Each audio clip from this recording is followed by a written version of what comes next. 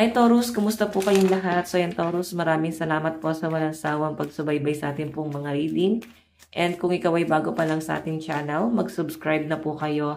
Then i-click mo na rin yung ating notification bell para lagi kang updated sa ating mga bagong upload. So guys, sa mga interesado naman sa ating private reading, nasa description box below. Yung link ng Facebook ko, message nyo na lang ako guys. Okay, tingnan natin. Ganap sa inyo ngayong May 2025. So, monthly reading. Taurus, Sun, Moon, Rising, and Venus.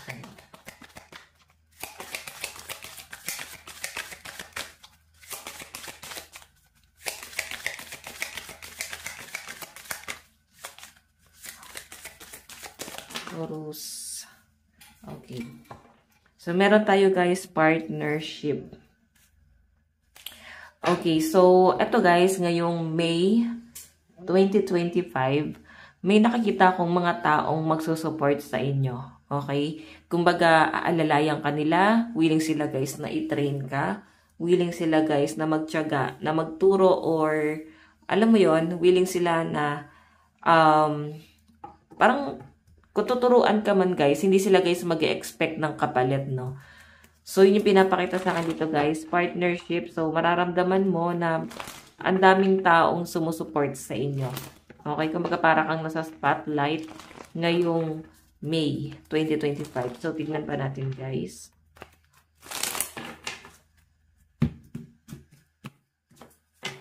Okay.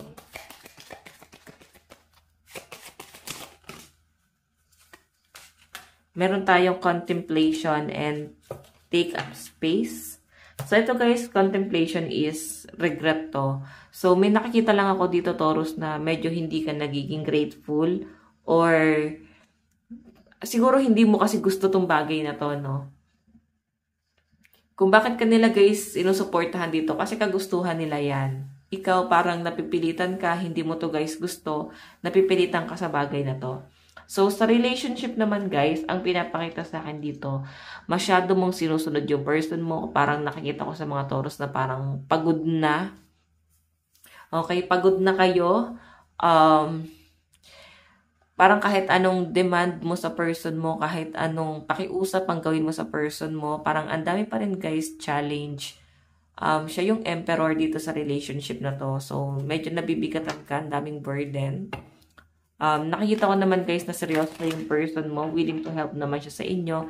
And kung makikita nyo, sobra na guys yung pagod. Minsan parang dumarating na siya sa point na hindi na siya guys natutulog para lang makapag-provide, no? Ang dami lang talaga guys challenge. Ayan, yung pinapakita lang dito guys. Sobrang china-challenge itong relationship na to. Okay? I think kailangan mong bigyan ng space yung person mo or kayo mismo, no? Kayo parehas. Bigyan nyo guys ng time yung isa't isa. Mag-banding kayo, mag-relax kayo, mag-unwind kayo sa malayo. Baka kulang lang talaga to guys sa gala. No? Kulang lang to sa banding. Masyado lang talaga kayo guys no? Overwhelmed sa trabaho kasi or sa problema kasi parang dito lang kayo guys nakafocus. Okay? So, tignan pa natin guys. Okay. Meron tayo guys, Apprentice of Lightning Adventure. So, yung pinapakita sa akin dito, Taurus, parang may travel nga na mangyayari dito. Oo. I think kalaunan marirealize nyo rin ng person mo na mag-travel nga tayo. Masyado nang nakaka-stress, masyado nang nakaka-overwhelm, no? Ganun yung pinapakita sa akin dyan, Taurus. And kung makikita nyo, guys, parang marami na kayong pinagdaanan. Sobra nang tumatatag itong relasyon na to. Matatag na to kung tutuusin lang, guys. Pwedeng may mga tao lang na masyadong na-overwhelm kasi pwedeng may ibang Taurus na dito guys na masyado lang kayo guys na-overwhelm dito sa partner mo kasi mas naipon yung galit, mas naipon yung sama ng loob kesa dapat naiipon yung yung magandang nagawa niya sa inyo. Pero mas nakikita mo kasi yun kasi mas masakit, di ba? Okay, yun kasi mas masakit kaya parang yun yung mas tumatatak sa inyo. So, titignan pa natin Taurus, Sun, Moon, Rising, and Venus sign. Taurus. Meron tayong Page of Coins. Ayan, masyadong pinupuna ng person mo yung mga galaw mo, mga ginagawa mo. And minsan kasi, Taurus, gusto niyang bumalik sa nakaraan, tapos parang gusto niya guys, ayusin, no? Ayusin yung mga bagay na maling nagawa niya siguro. Gusto niya guys na enjoy yung mga panahong parang magjowa-jowa lang muna kayo or magkaibigan. Gusto niya lang muna guys i-enjoy yung bagay niya. Tapos parang aayusin niya yung mga gulo, no? Na hindi niya na guys na pagkakaintindihan ngayon. Okay, so tignan pa natin.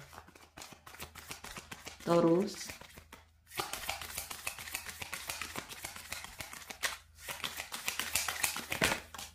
Meron tayong 6 of Wands. Ayan. May nakikita ko guys support dito. Siguro gusto kong pag-aralin ng person mo.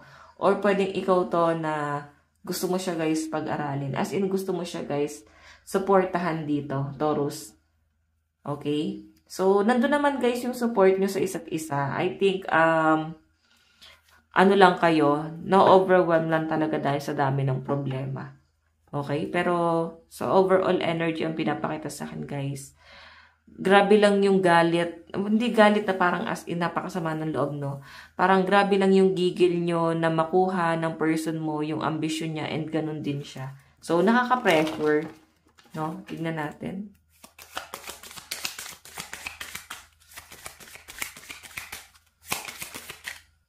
Meron tayong the Hangman, surrender, sacrifice, and uncertainty.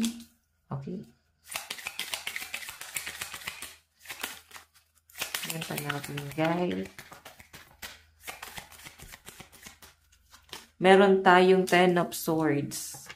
Okay, more on sacrifice yung nakikita ko. Ang dami nyo na guys sinasacrifice para lang maisalba tong relasyon na to. Okay, siguro kailangan i-push nyo yung isa't isa sa mga pangarap ng bawat isa, no? Wag na guys maghilahan pababa. Nakikita ko naman yung support nyo sa isa't isa. Ang problema lang guys, may mga conflict, may mga past issue na parang ang hirap guys pagtakpan. Ganun yung pinapakita dyan. Okay? Parang ang awkward na guys pagtakpan yung mga issue. So, tignan natin guys ang inyong advice. Taurus, Sun, Moon, Rising, and Venus sign. Meron tayong transformation, a fresh new way of living emerge. So, ito guys, meron daw pagbabagong mangyayari or ikaw mismo kailangan meron kang baguhin sa lifestyle mo, meron ka dapat baguhin sa personality mo para mas mag-improve ka pa. Okay? So, hayan Taurus, ito lang po ang inyong reading. Maraming salamat. God bless and love you all. Bye-bye.